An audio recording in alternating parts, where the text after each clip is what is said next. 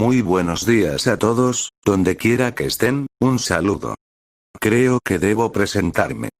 Soy un hombre extraño que decidió abrir un canal en YouTube para contar la verdad, para mostrar mis descubrimientos, los cuales de otra manera caerían en el olvido, generando que la historia humana sea aún más incompleta de lo que es. Esta historia es algo inusual, un tanto extraña, muchos pensarán que esto es una broma, pero hago esto en honor a la verdad y las ciencias.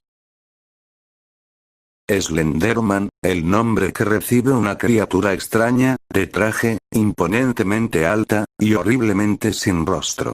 Mucha gente empezó a conocerle por internet en lo que va de estos últimos 15 años, mediante memes y leyendas urbanas.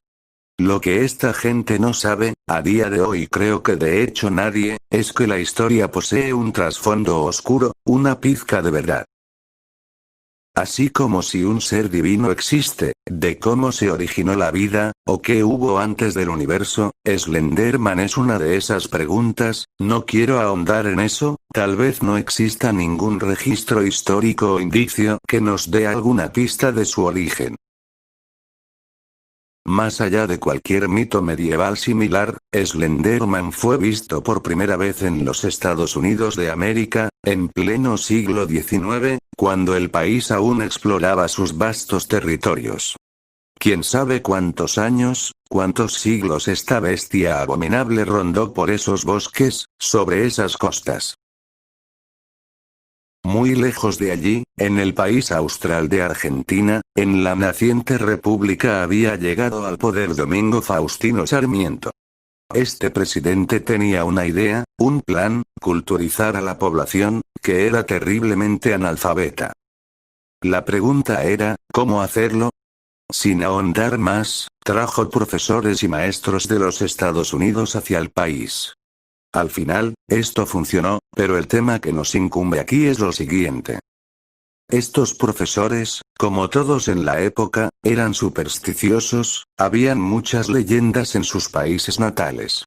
En fin, me gustaría tener una explicación más formal, más específica de lo siguiente, pero uno de ellos cuenta que Slenderman le persiguió hasta allí, que no podía dormir, que se sentía muerto por el terror que lo apresaba.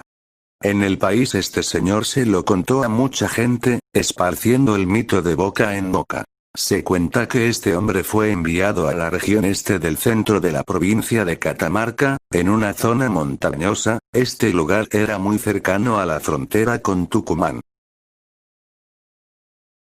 Pues, pasa el tiempo, el profesor muere de una tuberculosis en circunstancias extrañas, a través de los años la escasa población local comenzaba a hablar de una figura antropomórfica alta y delgada, la cual era totalmente blanca, era totalmente aterradora. Pero había una diferencia importante, este ser no llevaba traje, como dicen las leyendas urbanas actuales. Con el paso del tiempo, las pocas casas que había en la zona se diezmaron considerablemente debido a las migraciones hacia las grandes ciudades. Y aquí es donde entro yo en esta historia, bueno, no exactamente yo, mis abuelos, vieron esa zona muy atractiva, y decidieron comprar un pequeño terreno e instalar una casa vacacional allí. A la manera de mi abuelo, él y sus 3 hijos junto a unos albañiles la construyeron.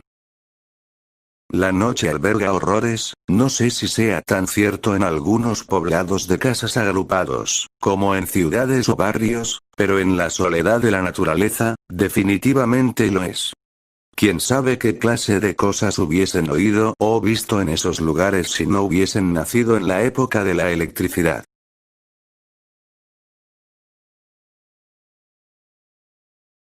Pasan los años y finalmente aparezco yo.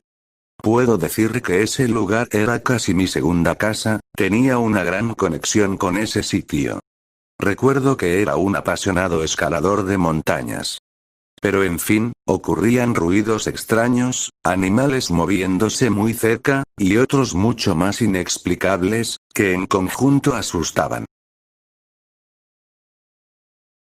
Una noche corriente, aún con la luz apagada, Decido abrir la ventana de mi habitación. Allí estábamos con mi hermano menor, solo que él estaba ya durmiendo. A lo lejos, como a 10 metros cuesta arriba, veo una figura blanca. La miré por un rato, estaba en el suelo, a la luz de la luna. Veo cómo se para sobre dos pies enflaquecidos, cómo se imponía por su altura, y cómo notaba su mirada. Fue tan horrible, que sintiendo que me desmayaba, entonces me abalancé a la ventana para cerrarla con lo que me quedaba de fuerza. Él se dirigía lentamente hacia mi posición, pero recuerdo que cuando finalmente conseguí mi objetivo, simplemente oí cómo se iba rápidamente. Encendí la luz. Milagrosamente no había caído desmayado, y no sé cómo, pero fui a dormir. Al día siguiente estaba muy tranquilo, de verdad estaba convencido de que aquello había sido un sueño. Esa tarde, un poco antes de las 12, con mi hermano fuimos al río. Tenía pensamientos sobre ese sueño, no entendía por qué seguía un poco con ese susto. Tal vez ese era un sueño vívido como les llaman.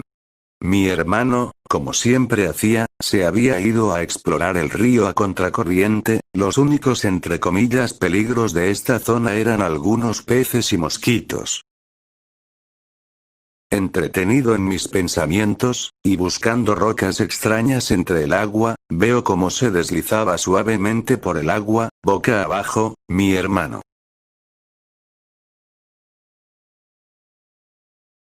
Fui acusado de asesinato. Finalmente la corte me declaró mentalmente inestable. Desde hace 10 años no hablo con mis padres. Salí del psiquiátrico, pero yo les mentí. Jamás dejaré de pensar que su asesino fue Slenderman. Cada vez que tengo el mismo sueño en mi casa, me dan unas horribles ganas de matar. De verdad estoy aterrado, y no entiendo por qué no estoy muerto.